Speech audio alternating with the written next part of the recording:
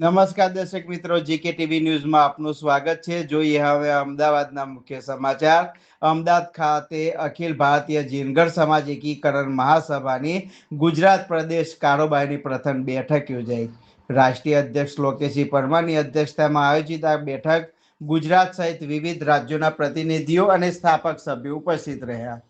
બેઠક દરમિયાન ગુજરાત પ્રદેશ કારોબારીના વિસ્તરણ સાથે નવીનીકરણની રચના કરવામાં આવી, જેમાં પંકજભાઈ ચૌહાણે ગુજરાત પ્રદેશ અધ્યક્ષ, દિલીપભાઈ સોનગરાને મહાસચિવ અને ભરતભાઈ નંદલાલજી પવારને કોષાધ્યક્ષ તરીકે નિમણૂક કરવામાં આવ્યા હતા.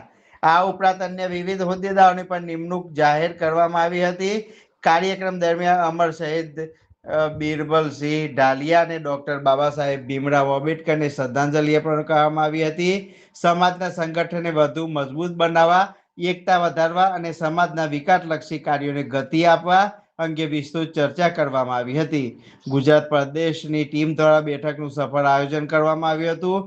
અંતે નવી કાર્યકારિણીના તમામ સભ્યોને શુભેચ્છાઓ પાઠવી સમાજના સર્વાંગી વિકાસ માટે સંયુક્ત રીતે કાર્ય કરવાની પ્રતિબદ્ધતા વ્યક્ત કરવામાં આવી હતી. રિપોર્ટર દિનેશ સોનગરા, અમદાવાદ.